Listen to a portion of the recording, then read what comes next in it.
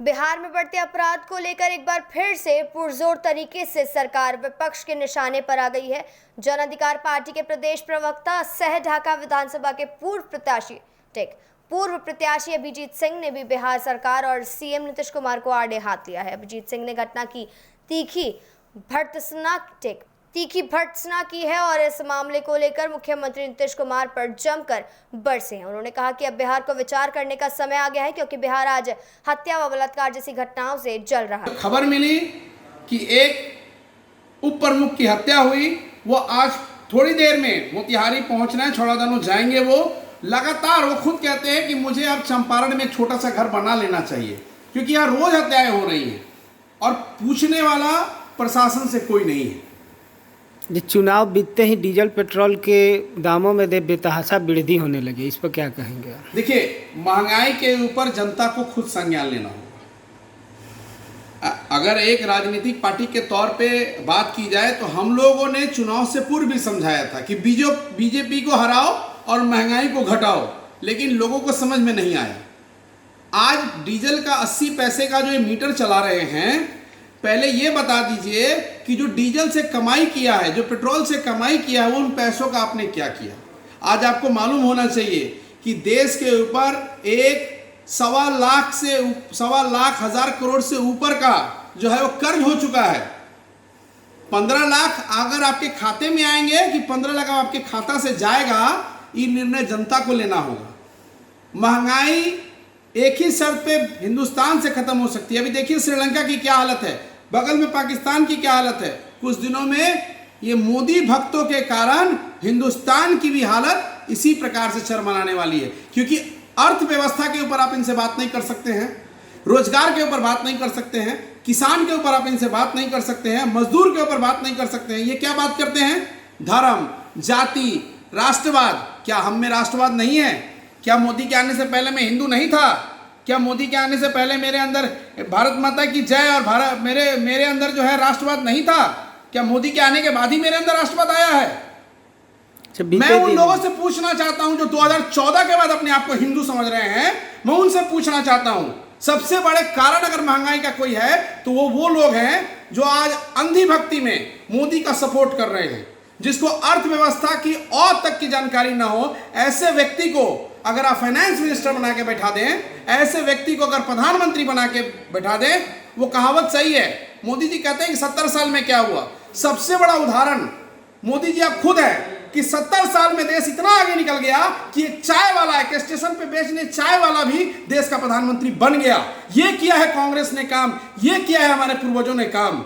और आप काम गिनाने की बात करते हैं, आपने देश के ऊपर कर्जा बढ़ाने का काम किया है, आपने देश की अर्थव्यवस्था को चौपट करने का काम किया है, आपने किसानों की हत्या की है। 700 किसान मरे, आज तक उनका लिस्ट तक नहीं है केंद्र के पास। कोरोना में जो लोग मरे, मोदी जी के पास केवल और केवल प्रचारक हो सकते हैं, वो अच्छे शासक कतई नहीं हो सकते। जब बीते दिने आपने ढाका विधायक को जुमलेबाज का नाम संबोधित किया था कहते हुए, क्या मामला है? देखिए, फुलवरिया घाट, मैंने चुनाव के समय भी 2020 में कहा था कि फुलवरिया घाट गांधी सेतु से भी बड़ा पुल है। कहावत के लिए एक छोटा सा पुल है जो ढाका को बर्गिनिया से जोड़ता है।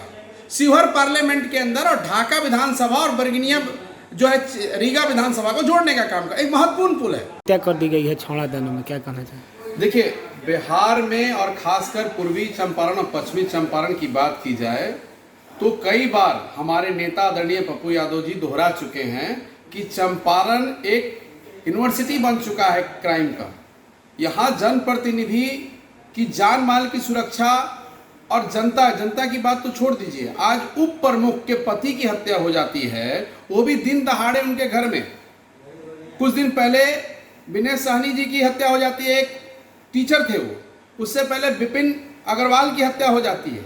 उससे पहले एक जो है नेवी के में कार्यरत की हत्या हो जाती है। अब मुझे ये बताइए कि लगातार पूर्वी चंपारण में ही सबसे ज्यादा हत्याएं क्यों हो रही है? सप्ताह में एक हत्या पूर्वी चंपारण में निश्चित हो रहा है।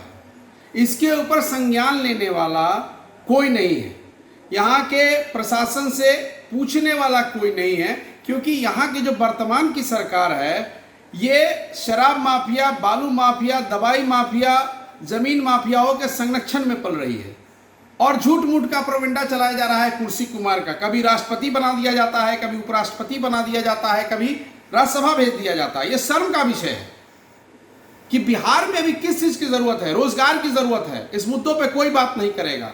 हत्या किस प्रकार से रुकेगी? प्रशासन इतना लाचार क्यों हो चुका है? शराबबंदी के नाम पे जो ढकोसला हो रहा है, 50 लाख रुपए का ड्रोन जो है उड़ाया गया। अब मुझे बताइए, ड्रोन उड़ाने से कोई जो है खुले में शराब पी रहा है क्या? जब ड्रोन उड़ा के आप देख रहे हैं, शराब पीने वाले अधिकारी तो आपके बंगले के बगल में रहते हैं।